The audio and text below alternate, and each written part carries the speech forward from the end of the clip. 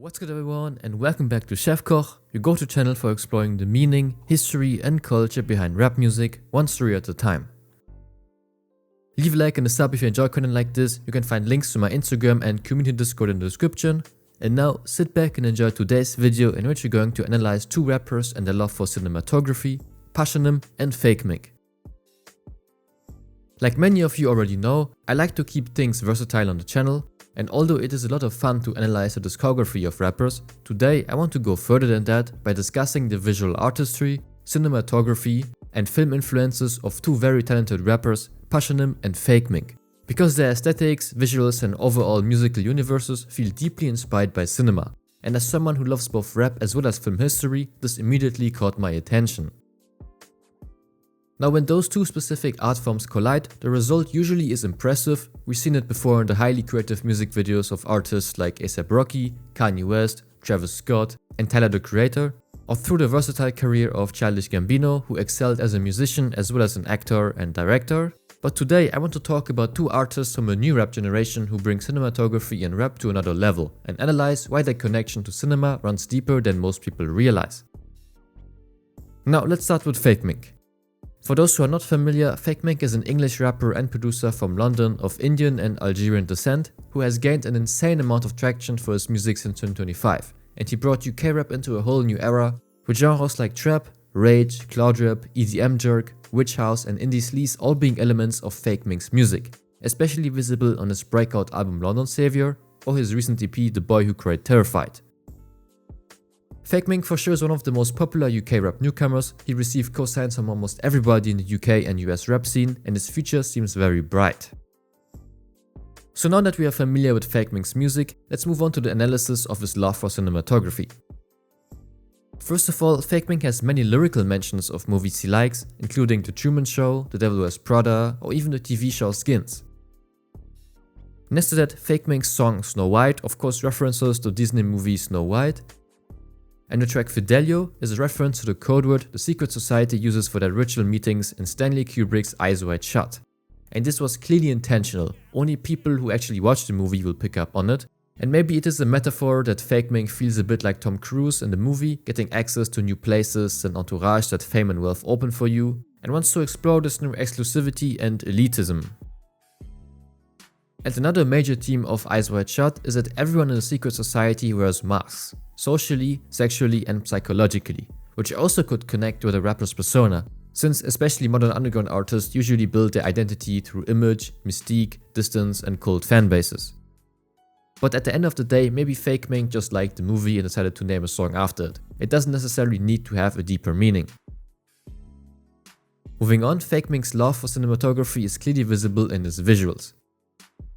All of his music videos have a unique aesthetic to them, and as an example, the FML music video is visually influenced by the Chinese movie Fallen Angels by Wong Kar-wai and the Taiwanese movie Millennium Mambo by Hauseingang.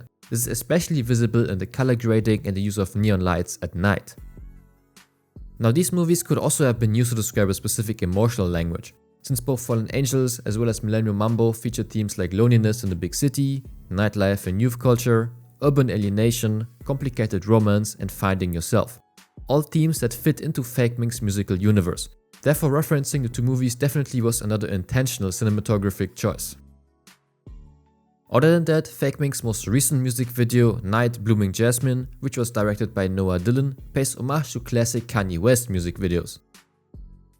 Frameworld did an amazing job breaking down the similarities on their Instagram, and it makes sense that fakemink would pay homage to Kanye's visual artistry, since he is a major source of influence for mink, and by referencing Ye's visual language in a music video, fakemink can position himself as another artist who treats rap like cinema.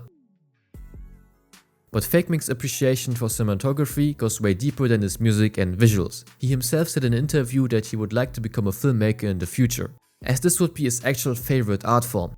And for visual influences, fakemink previously cited Mulholland Drive by David Lynch as his favorite movie, as well as Hype Williams as one of his biggest inspirations.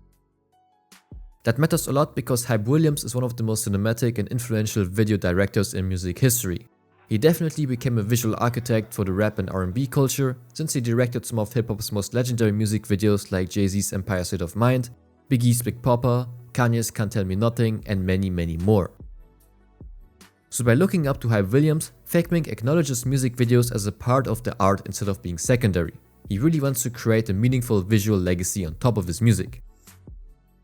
And now let's move on to our second artist, Pashanim. Pashanim is a German rapper from Berlin with Turkish-Kurdish roots who spearheaded a new underground movement in 2019. Nowadays, he's regarded as one of the most renowned German mainstream artists of the new generation and as one of the most talented rappers we currently have. He proved his talent over the years on amazing songs like Mering am Laufen, Hauseingang, Chaser Chan or BMW, and despite not being the most active artist, he has become an integral part of the German rap scene. So now that we are familiar with his music, let's analyze Pashanim's love for cinematography. Just like fakemink, Pashanim has many lyrical mentions of movies like The Matrix, Kill Bill Volume 1, La Haine, The Day After Jackal, or TV shows like The Sopranos and One Piece. Next to that, the song Amélie references the French movie Le Fabuleux Destin d'Amélie Poulain by Jean-Pierre Jeunet. And Ersta's song has lyrical mentions of two Wong Kar-wai movies, In the Mood for Love and Chungking Express.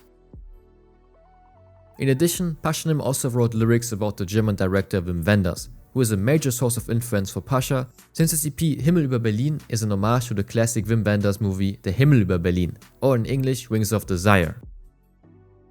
Apparently, Pashanim was very impressed by Wenders' movie and the black and white aesthetic, so he created his own contemporary version of Wings of Desire on this record. Now, Wings of Desire is one of the defining films about Berlin, exploring topics such as loneliness in the city, divided urban identity, or poetry in everyday life, and those themes align deeply with Pashanim's lyrics. Both the movie as well as the EP focus on atmosphere and visual world building instead of classic movie/song structures, where strong storylines are at the heart of the product. Therefore, referencing Wim Wenders' film suggests that Pasha sees his music as part of the same emotional map of Berlin. For both Wenders as well as Pashanim, Berlin is at the heart of the story and everything revolves around the city, so this is real cinematic world building. But the connection can also go way deeper than just the title, since Wings of Desire follows invisible angels who observe the people of Berlin as they search for meaning. And on Himmel über Berlin, people move to the city searching for identity, love, money and belonging, while Pashanim often takes the role of a detached observer, almost like one of Wenders' angels narrating modern Berlin, but that's just my personal interpretation. Moving on, we also need to talk about Pashanim's breakout album 2000, because the main influence behind this project next to Pasha's own upbringing is the French movie La Haine by Mathieu Kassovitz. La Haine, or in English Hate, chronicles a day and night in the lives of three friends from a Parisian banlieue and gives us insight into the daily struggles and discrimination the three men face. And this story became the main inspiration behind Pashanim's album. For example, the track Bis hierhin lief's noch ganz gut is a German translation for Jusqu'ici tout va bien, a sentence used in the monologue at the beginning of La Haine, which means something like so far so good.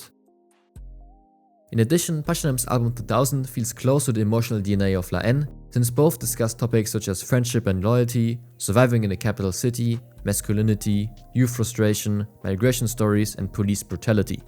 So, if La Haine represented one generation's anger in 1995 Paris, 2000 can be read as another generation's reality in modern Berlin and a product of a childhood after the millennium with post-migration struggles that inherited unresolved urban tensions of the 70s, 80s and 90s. Yet another proof for Pashanim's love for cinematography is of course visible in his music videos. For example, the clip for Shababs and VIP uses scenes from Belly, which was directed by Hype Williams, so here we can see that not only fakemink likes William visuals.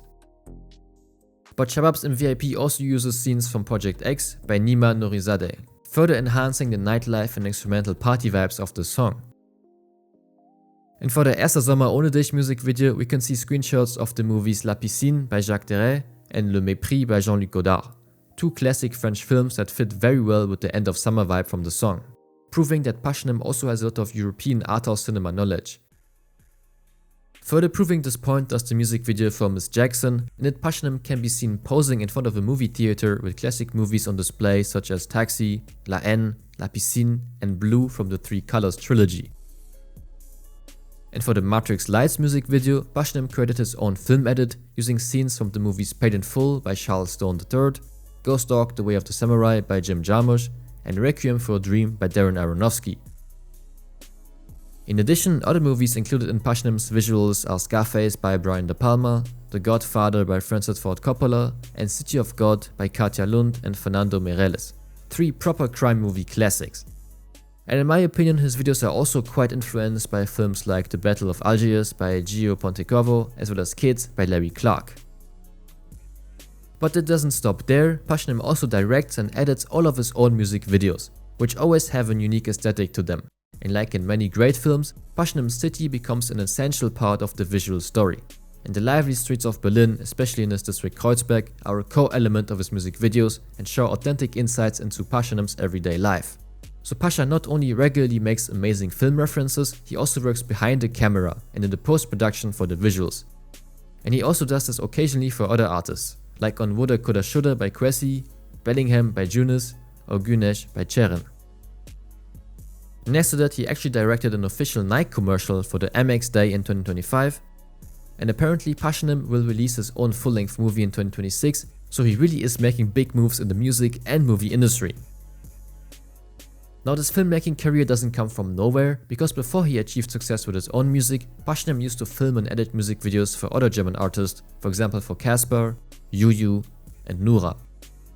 So he always knew his way around a camera and an editing software, but what I respect a lot is that he never stopped working behind the camera to this day. Pashanim really is a true director.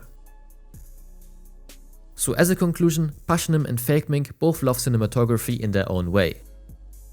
Mink builds stylized, almost dreamlike worlds influenced by aesthetic movies like Fallen Angels, whereas Pasha uses cinematic language to document real life in Berlin, influenced by crime films and the European realism movement with movies like La Haine and Rings of Desire. But what's fair to say is that neither fakemink nor Pashanim rely on simple movie punchlines. Instead, they reference cinema in a new way, through titles, symbolism, concept albums and visual world building, spearheading a new generation of multi-talented creatives. And with that being said, thank you so much for watching this video till the end. Let me know if you'd like more content like this, and don't forget to subscribe to the channel, that helps me out a lot. Cheers!